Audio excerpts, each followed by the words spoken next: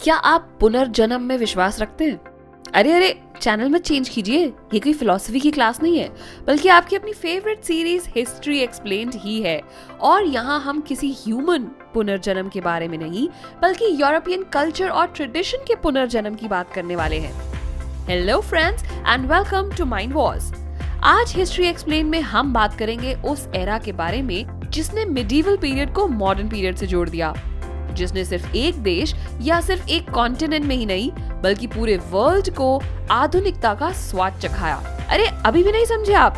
आज हम बात करेंगे यूरोपियन रेनेसांस पीरियड की in our today's topic changing culture and traditions.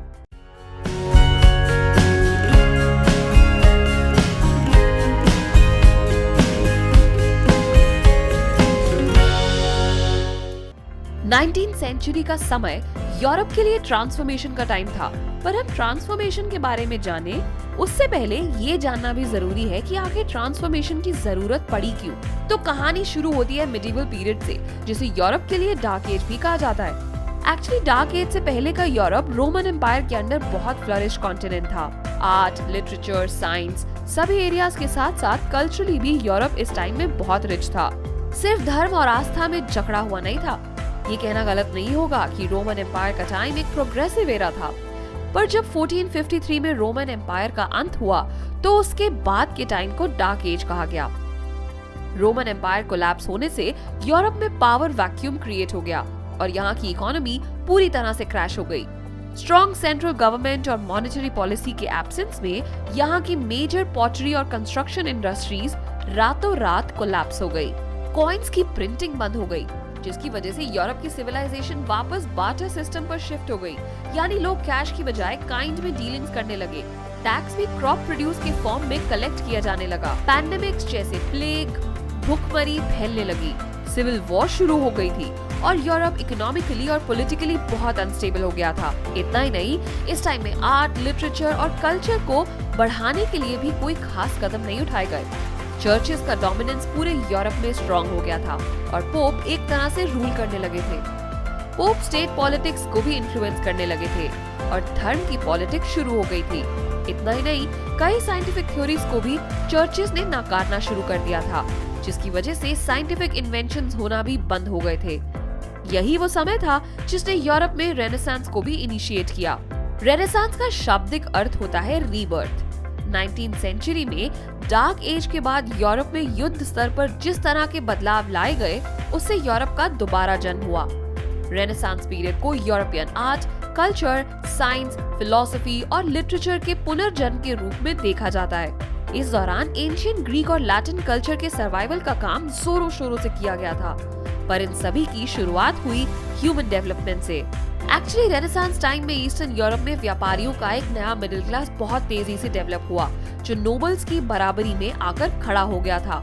ये लोग गांव को, जहां फ्यूडल सिस्टम डोमिनेट करता था, उसे छोड़कर इंडस्ट्रियल एरियाज में शिफ्ट होने लगे और इससे यूरोप में अर्बन कल्चर की शुरुआत हुई। इस व्यवस्था को अर्बन कल्चर इसलिए कहा गया क्योंकि ये क्लास पीस और डेवलपमेंट चाहता था। ये वॉर नहीं बल्कि ट्रेड और कॉमर्स करना चाहते थे।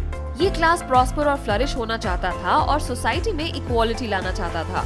इस अर्बनाइजेशन के दौरान कई नए नए शहरों को डेवलप किया गया, जो आर्ट, ट्रेड, कल्चर और एजुकेशन के सेंटर्स बने। इन शहरों में सबसे इम्पोर्टेंट थे इटली के दो शहर, वेनिस और जेनोआ। रोमन एम्पायर के फॉल के बाद यूरोप दो हिस्सों में बंट गया था, ईस्ट और वेस्ट यूरोप। वेस्ट यूरोप में पोप और फ्यूडलिज्म सिस्टम डोमिनेट करता था और सब कुछ धर्म के हिसाब से ही होता था। पर ईस्टर्न यूरोप, जहाँ पर वेनिस और जेनोआ लोकेटेड थे, वहाँ ऐसा नहीं था। ईस्टर्न यूरोप की कमान रिच मर्चेंट और ट्रेडर्स से बने न्यू मिडिल क्लास के हाथ में थी। दूसरा प्लस पॉइंट इन शहरों के साथ ये था कि ये कोस्टल लाइन पर लोकेटेड थे और यहाँ दूर दूर के देशों से लोग समुद्र के रास्ते ट्रेडिंग करने आते थे। नए नए ट्रेड और बिजनेस यहाँ तेजी से फ्लरिश हो रहे थे, इसीलिए यहाँ कई पोर्ट्स का निर्माण भी किया गया। इन ट्रेडर्स के आने से ईस्टर्न यूरोप के लोग दूसरे देशों की संस्कृति और सभ्यता को भी समझने लगे थे। वेल्थ अक्यूमुलेट होने से ये एक स्ट्रॉन्ग कम्युनिटी बन चुकी थी, जिसका गवर्नमेंट पर भी इन्फ्लुएंस हो गया था। 2 of the earliest universities इन्हीं शहरों में स्थापित की गई, यूनिवर्सिटी ऑफ पैडुआ और यूनिवर्सिटी ऑफ बोलोना, जहां लॉ की पढ़ाई करने के लिए लोग दूर दूर से आते थे। बाद में चलकर इन यूनिवर्सिटीज में रिलीजियस टीचिंग के साथ ह्यूमनिज्म यानी मानवतावाद जैसे विषयों को भी शामिल किया गया। मानवतावाद में ग्रामर, रिटोरिक, पोएट्री, हिस्ट्री और मॉरल फिलॉसफी को इंक्लूड किया गया। इस सब्जेक्ट से इवॉल्व हुए रेवोल्यूशनरी आइडियाज को और भी यूनिवर्सिटीज और स्कॉलर्स का अटेंशन मिल रहा था। यानी इस समय सोसाइटी में इंटेलेक्चुअल और बौद्धिक चेंजेस भी बड़ी तेजी से आ रहे थे। स्कूल कॉलेजेस में ये पढ़ाए जाने लगा था कि डार्क एजेस के पहले हम ह्यूमनिस्ट थे और अब हम वापस अपनी ट्रू सिविलाइजेशन की ओर जा रहे हैं। आज आर्किटेक्चर और बुक्स भी ह्यूमनिस्ट आइडिया पर ट्रांसमिट हो गई थी। यानी ह्यूमैनिटेरियन व्यू सिर्फ यूनिवर्सिटीज में ही नहीं बल्कि आर्ट और आर्टिस्ट द्वारा भी स्प्रेड किया जा रहा था। लियोनार्डो डा विंची के द्वारा बनाई गई मोनालिसा की पेंटिंग इसका सबसे रेलेवेंट एग्जाम्पल है। लियोनार्डो डा विंची ने अपनी पेंटिंग्स को रियलिस्टिक बनाने के लिए ज्योमेट्री की पढ़ाई भी करी थी, क्योंकि इनका मानना था कि आर्ट और साइंस को अलग नहीं किया जा सकता। इसलिए लियोनार्डो अपनी आर्ट को बेहतर बनाने के लिए साइंस का भरपूर इस्तेमाल कर रहे थे। लाइट किस तरह से पेंटिंग्स पर असर डालती है, 2 डायमेंशनल इमेजेस को कैसे पेंट किया जाता है, इसे समझने के लिए वो फिजिक्स पढ़ रहे थे। इस तरह से artist anatomy, geometry, biology, physics जैसे सब्जेक्ट्स की मदद से खूबसूरती की वास्तविक समझ को डेवलप कर रहे थे, जिसे रियलिज्म कहा गया और जिसने 19th सेंचुरी में न्यू इटालियन आर्ट फॉर्म को जन्म दिया। डांटे एलिगियरी जैसे लेमन पोएट जिन्होंने रिलीजियस थीम्स लिखी और गियोटो जैसे आर्टिस्ट जिन्होंने पहली बार लाइफ लाइक पोर्ट्रेट्स बनाए, ये सभी ह्यूमनिज्म की थ्योरी से ही इंस्पायर्ड थे। आर्ट के साथ साथ रोम में आर्किटेक्चर का भी तेजी से डेवलपमेंट हो रहा था। 15वीं शताब्दी में रोम शहर को रोमन एम्पायर से इंस्पायर्ड होकर रिवाइव किया गया। रोमन इतिहास को जानने के लिए बड़े स्तर पर एक्सकवेशंस हुए और पुराने खंडरों को आर्कियोलॉजिस्ट द्वारा स्टडी किया गया। रोम के इस आर्किटेक्चरल रिवाइवल को क्लासिकल एज का नाम दिया गया। रोम के फेमस आर्टिस्ट माइकलैंजेलो का स्कल्पचर द पीटा, सिस्टीन चैपल की पेंटेड सीलिंग और सेंट पीटर्स चर्च का डोम क्लासिकल आर्ट एज के कुछ बेहतरीन उदाहरण हैं। इन आर्किटेक्चर्स ने रोम को विश्व के कुछ बहुत ही सुंदर शहरों की लिस्ट में शामिल कर दिया था। रेनेसांस टाइम में लिटरेचर को भी रिफॉर्म किया गया और इसके पीछे रीजन था प्रिंटिंग प्रेस का इन्वेंशन। इस पीरियड के पहले बुक्स या किसी भी दूसरे लिटरेचर को हाथों से लिखा जाता था, जो बहुत टाइम कंज्यूमिंग और टीडियस काम था।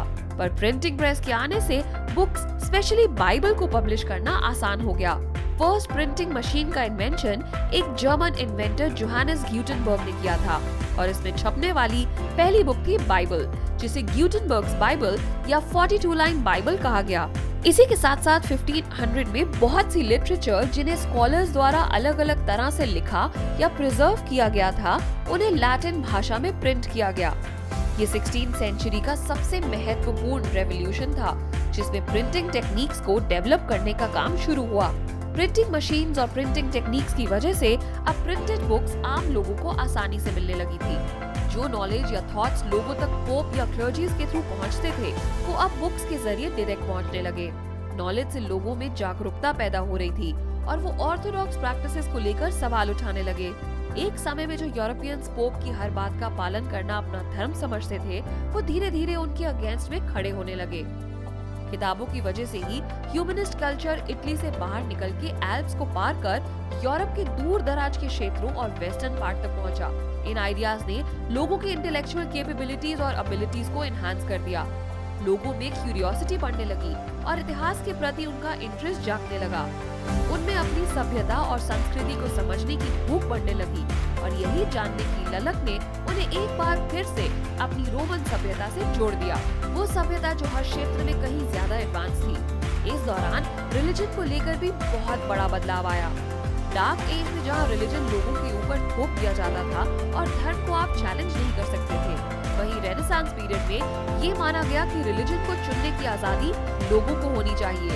एक व्यक्ति कौन से धर्म का पालन करना चाहता है, उसे चूज करने का अधिकार उस व्यक्ति को होना चाहिए।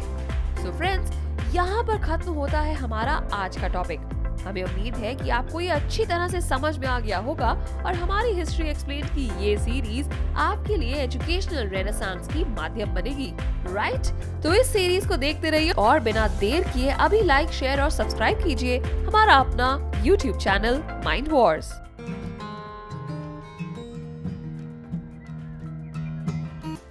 जल्दी से प्ले स्टोर पर जाकर माइंड वॉर्स का नया ऐप डाउनलोड कीजिए। खेलिए बहुत सारे quizzes which bridge the gap between studies and your buddies और पाओ गेम्स खेलते खेलते स्टडी करने का मजा। So what are you waiting for? Download the app now. Hey guys, want to be the first to know of the videos on the Mind Wars YouTube channel? Hit subscribe and click the bell icon. And remember, knowledge increases when you share it. So like, share and tell your friends about the video.